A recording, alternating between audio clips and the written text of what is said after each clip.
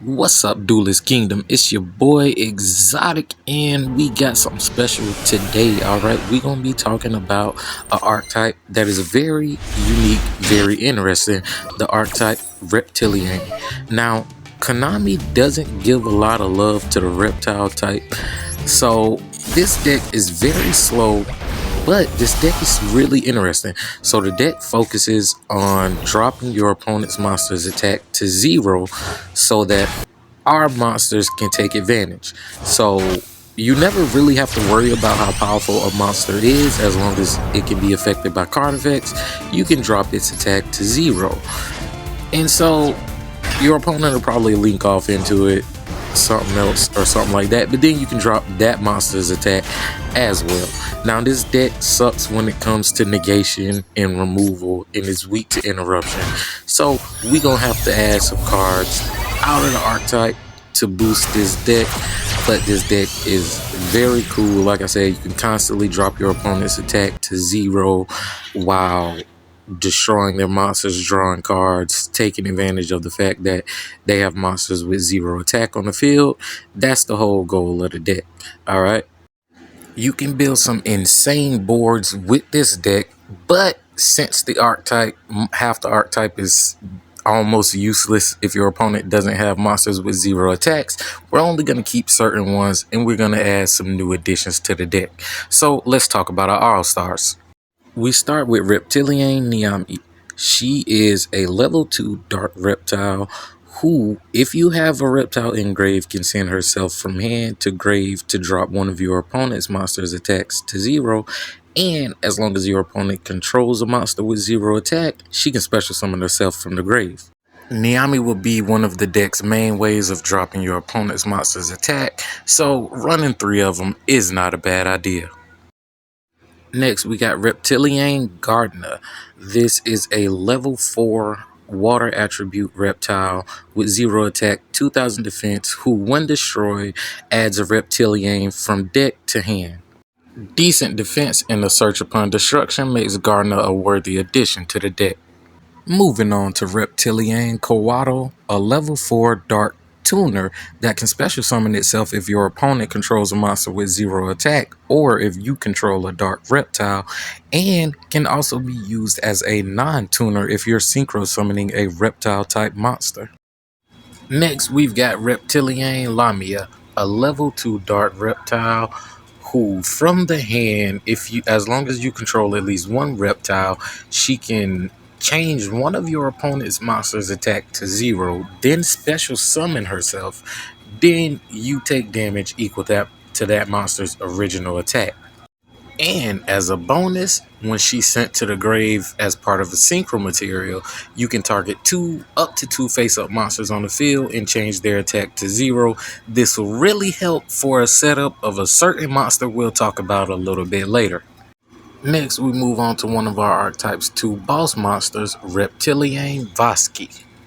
This is a very interesting level 8 dark reptile. You see, Voski can't be normal summoned, and she can only be special summoned if you tribute 2 face-up monsters with 0 attack. Now, they can be from anywhere on the field, your field or your opponent's.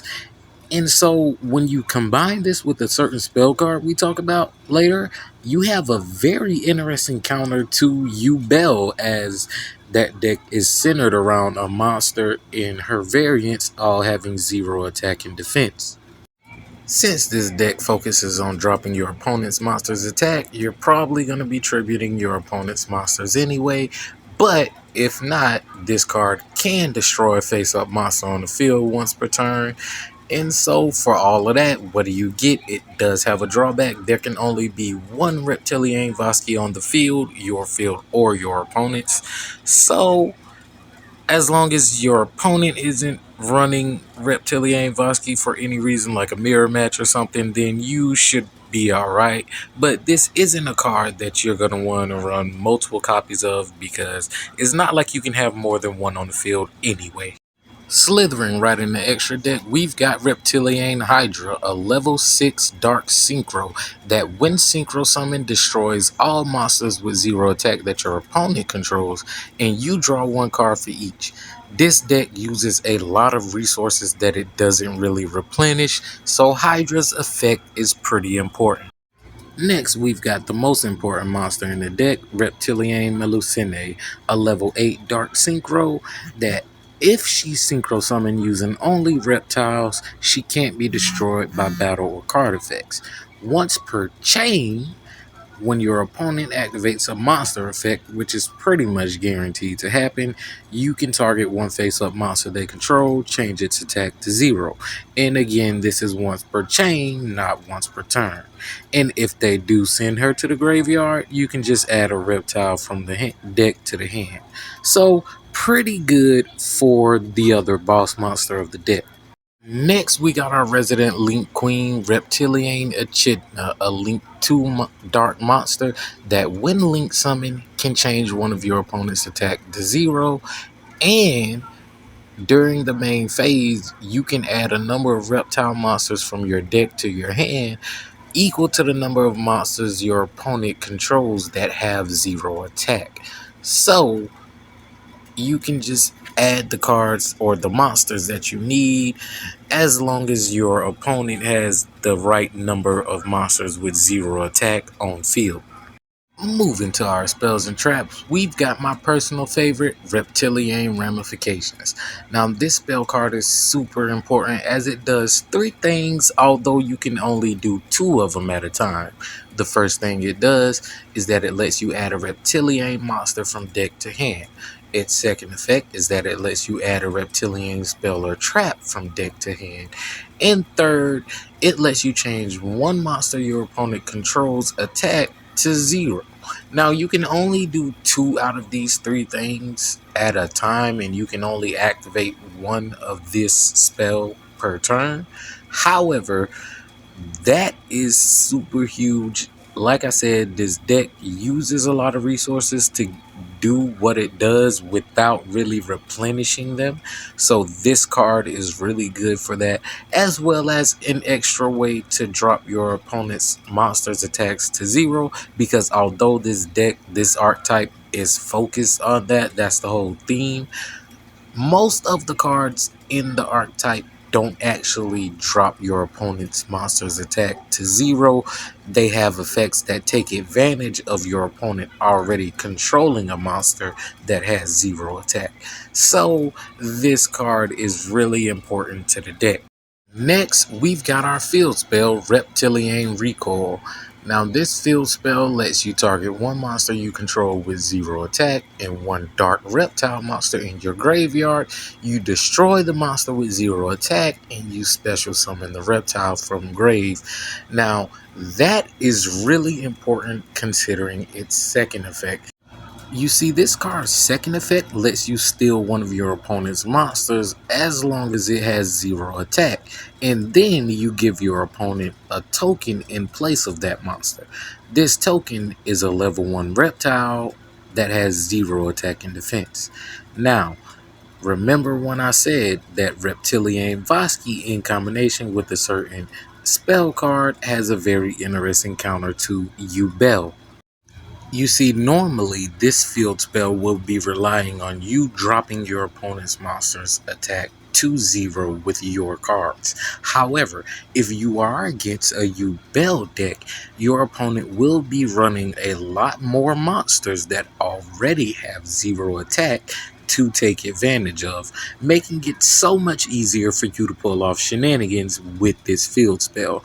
Granted, most of what this deck does not really hinder a Ubel player, so this is a very small window to take advantage of, but it's a huge counter to literally the number 1 deck right now. So you better be running 3 copies of this if you want to run Reptilianne. And since we all knew this was coming, let me just go ahead and do this all in one section. Look at this picture of Maxi. Pretend it's Maxi, Ash Blossom, Nibiru, Ghost Bell, infinite imperm, all your favorite hand traps, because this deck sucks when it comes to removal and negation and is very weak to interruption, and like I said, uses a lot of resources that it doesn't tend to replenish on its own. So all your hand traps will be great additions to this deck, and since half the archetype is kind of useless in what it does, you can replace them with anything better, then you've got a lot of space to work with. Next, we got Bestial Druid Swarm, a great addition to the deck simply because it's easy to special summon, bring out onto the field by just banishing a light or dark monster from either grave. And this archetype consists mostly of dark attribute reptiles, so plenty of options. Like I said, this deck sucks when it comes to removal and negation, so Bestial Druid Swarm has that. And most of the monsters are extremely weak, so the 2500 attack comes in handy. Next, we got a bunch of cards whose names I'm sure to butcher, starting with Nunu, the Ogdoatic Remnant. You can send this card from the hand to the grave to send one dark reptile from the deck to the grave. And if you control no monsters or you control an Ogdoatic monster, then you can special summon this card. Now, this card synergizes great with Niami because Niami's effect to discard herself to drop an opponent's monster's attack to 0 requires a reptile engrave, and this can get 2 engrave even on turn 1. The counterpart to this card, Nayuya the Ogdoatic Remnant, is also here for the same reason, as well as its effect to add an Ogdoatic spell or trap from deck to hand when summoned.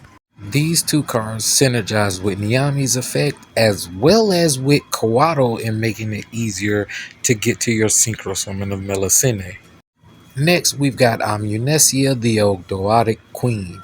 She's here because her first effect lets you send a card your opponent controls to the graveyard when they special summon a monster from the grave. And her second effect, when a card is sent from your opponent's hand or deck to the grave, you can special summon a light or dark reptile monster from your grave.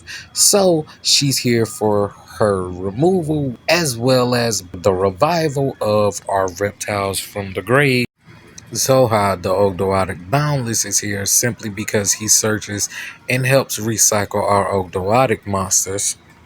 And we've got Ogdoatic Water Lily, which sends a reptile monster from deck to grave. So a foolish burial for reptiles, and if you have 5 or more reptiles in the grave, when this effect activates, you get to special summon one from the grave. A fun card to add to this deck is Offering to the Snake Deity, especially since you got a card like Niami that's a free special summon from the grave as long as your opponent controls a monster with no attack, which again helps you even more against Yubel. Haggard Lizardos is a Link 2 reptile that's a great addition to any reptile deck because although it only has 800 attack, its effect lets you choose a monster with 2000 or less attack in your graveyard, and you banish that monster and you change the attack of one monster on the field to match that monster's attack. So you can weaken your opponent's monsters. Yeah, you can strengthen Lizardos itself or any other monster, because if it's under 2000 and the monster you choose is 2000, you can strengthen your own monsters. But if the monster you banish is originally a reptile, you also get to draw a card.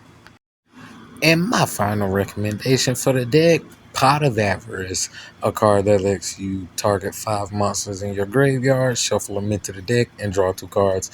Because again, this deck uses a lot of resources that it doesn't tend to replace. So that's it for Reptilianne. Y'all let me know what y'all think. This deck is actually crazy. Like I said, you can build some pretty insane end boards, dropping monsters' attacks to 0 and stealing them with the field spell, giving your opponent a token. They link off. You drop that monster's attack to 0. You tribute that monster and the monster you stole from them, or something like that, to bring out Voski. Like, this deck can do some crazy stuff under the right conditions. It's very slow, but I think it's worth it. Y'all let me know what y'all think. Konami really need to give a little bit more love to reptiles. But I'm going to see y'all in the next one.